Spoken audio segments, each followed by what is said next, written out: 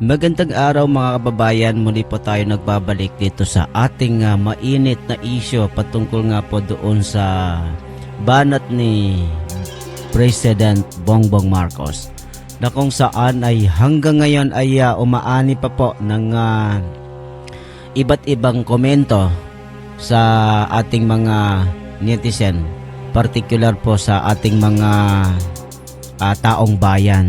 So makita po natin guys, dahil doon sa mga nangyayaring banat ni Marcos, tinignan ho natin mismo sa kanyang Facebook page, sa kanyang mismong page ang reaksyon ng karamihan sa taong bayan kung ano ang kanilang saloobin sa nangyaring pagbanat ni Presidente. So guys, tignan nyo, panoorin ho natin. February 13, no? Yung proclamation rally na kung saan ay bumanat si PBBM. Sabi nga niya dito, papayag ba kayo na bumalik sa panahon ng lagim o ituloy ba natin ang biyahe patungo sa isang maliwanag, mapayapa at magandang kinabukasan para sa lahat ng Pilipino? Sa darating na Mayo, piliin natin ang magdadala sa atin sa mas magandang bukas. Piliin natin ang alyansa para sa bagong Pilipinas. Ayan po ang kanyang mensahe dito sa kanyang Facebook page. Ngayon, punta tayo sa reaksyon para makita ho natin kung gaano ka-epektibo si Marcos ngayon sa ating sa taong bayan. Guys, mismong page nito mismong sa kanya 7 million plus ang followers nito. Pero tignan nyo naman, ang tumatawa ay 65,000. Ang nag-like lang is 7,500 lang. Ang nag-heart ay 5,900 lang. Kita nyo ang tumatawa, 65K. Tapos ang galit is 1.1K. Ang naluluha is 168. So ibig sabihin, hindi na katulad ng dati. Kasi paano ba naman sa kabila ng mga nangyayari at ginagawa ni BBM at ginagawa ng mga bata niya, ay nagawa pa niyang magbitaw na napaka anghang na mga salita. Kaya yan ang naging reaction ng netizen. Tignan nyo to. Murang bigas, ayuda sa libo-libong trabaho ang dala natin sa Iloilo.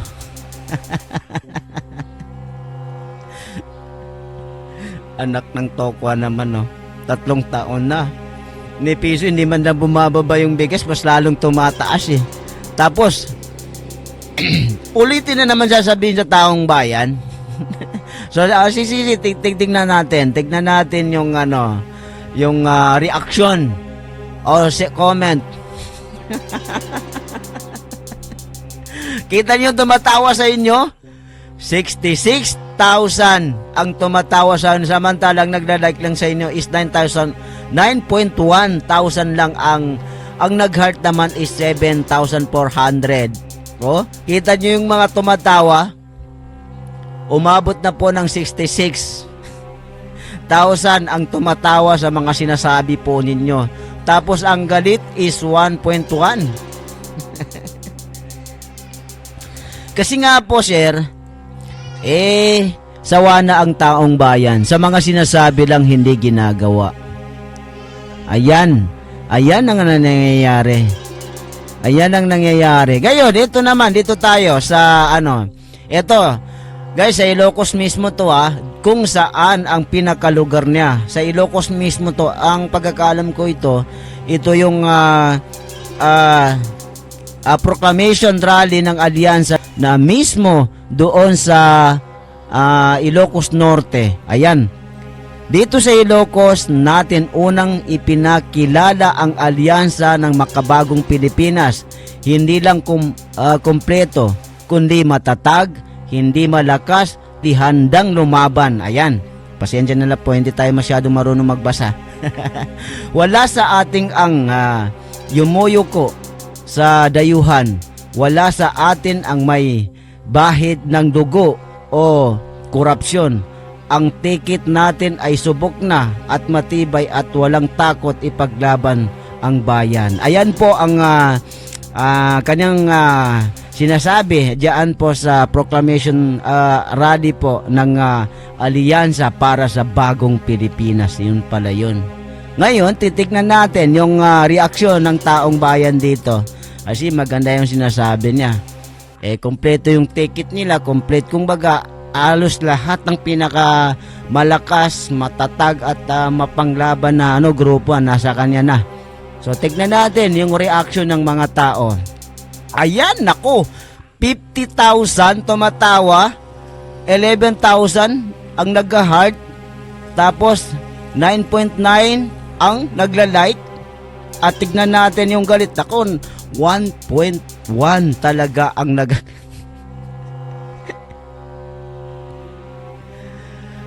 Kita nyo yan mismo sa baluarte na yan, ginanap.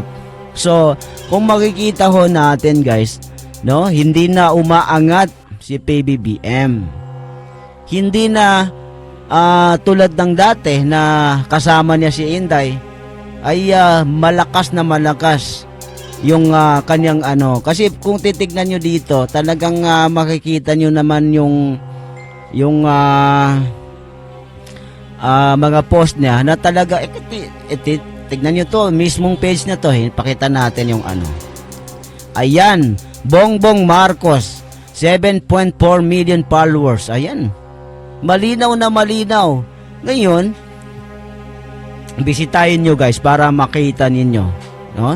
So ang sa amin, kaya siguro mas lalong bumabagsak itong si PBBM kasi pag umpisa pa lang ng rally ng kanyang mga pambato ay tumira na, naninira na.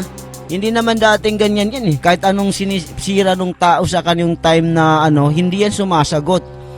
Pero ngayon ay ramdam na niya na malaki ang problema ang kakaharapin niya kapag manalo itong mga bata ni former President Duterte.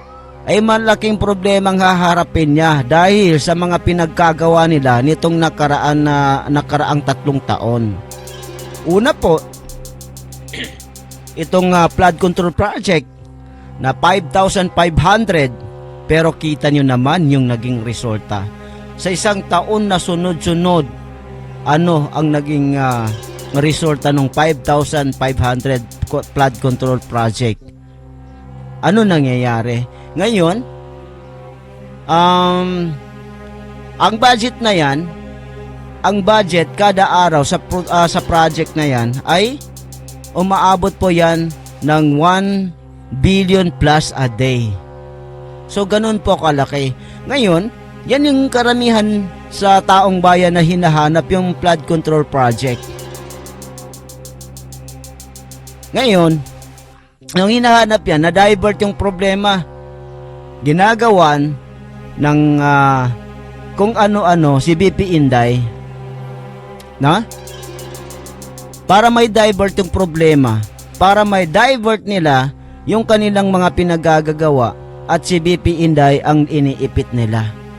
Kaya nga nagkaroon ng Quadcom, nagkaroon ng good governance, na wala ang tinibang tinitira dyan kundi pamilya ng Duterte.